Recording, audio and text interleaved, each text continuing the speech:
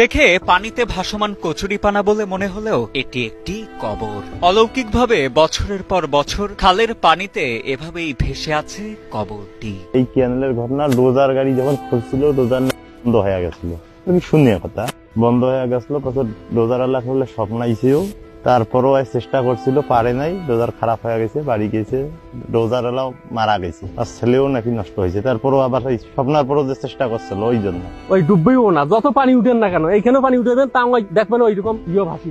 বন্যা কিংবা খরস্রোত তো দূরের কথা, স্থানীয়দের দাবি বুলডোজার দিয়েও সারানো যায়নি এই কবরটিকে।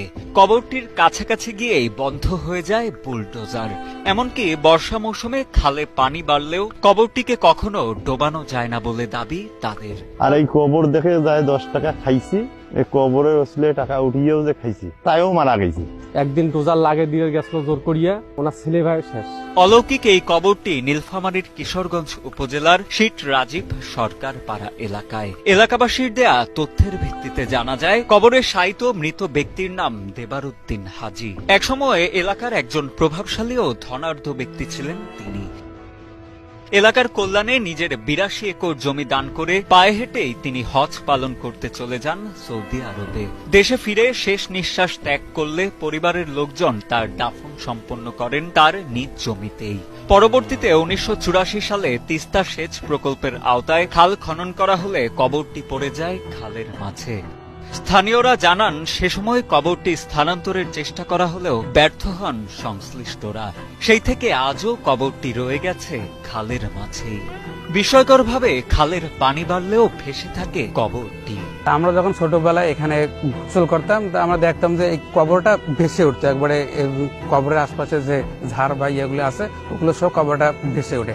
আবার যখন মনে করেন পানি শুকিয়ে যায়, তখন কবরটা আর কি স্প্যাকে ডাবি যায়। তাই এখন এই কবরের যে জায়গাটা আছে, কোনো পরিবর্তন হয় না, যে জায়গাটা আছে ওই জায়গাটায়। তাই এটা এখানে অনেকে অনেক বিষয় নিয়ে এখানে আসে এবং অনেক মিডিয়াও এখানে আসে ইয়ে করছে। মূলত উনি একজন ভালো মানুষ ছিল এবং অলৌকিকভাবে যেটা জানা যায়, উনি একসময় নাকি অন্য জগতে ছিল, পরবর্তীতে উনি একজন ভালো পর্যায়ে চলে আসেন এবং উনি একজন ভালো আল্লাহ হন। উনি অবশ্যই ভালো লোক ছিলেন। উনি জান্নাতবাসী হোক, আমরা তার উত্তরসূরি। আমরা আল্লাহ তাআলা যেন তার ওসিলায় আমাদেরকে ভালো রাখেন। কবরে শায়িত দেবার হাজীর বংশধরেরা জানান, অত্যন্ত ধর্মপ্রাণ ও কামেল ব্যক্তি ছিলেন তিনি। কেউ কবরটির ক্ষতি করতে চাইলে স্বপ্নযোগে ভয় ভীতি প্রদর্শন ও ক্ষতি করার জনশ্রুতিও প্রচলিত আছে গ্রামটিতে। তাই কবরটির আশপাশে সচরাচর কেউ যান না বলেও জানান এলাকার অনেকে। এলে এটা গোড় থাক, তোমরা ছাড়ো, মাটি কাটা বাদ দাও, দেওয়ার পর পানি এলে ওটা ঢলকি যায়, পানি ছাড়ি দিলে পানি ভাসি, তো গোড় ভাঙ্গে না। উপাকে এপাকে আমরা গোসল করি, কেন নামি না ক্ষতি হইবে, যাই না খারাপ মনে করে তার এক না ক্ষতি আছে হইবে। মোরে ভাই ওই পাইচা তুলি খাইছে, তাই একজন আজ কানা হয়ে গেছে, আমার নিজের মার্কেটার।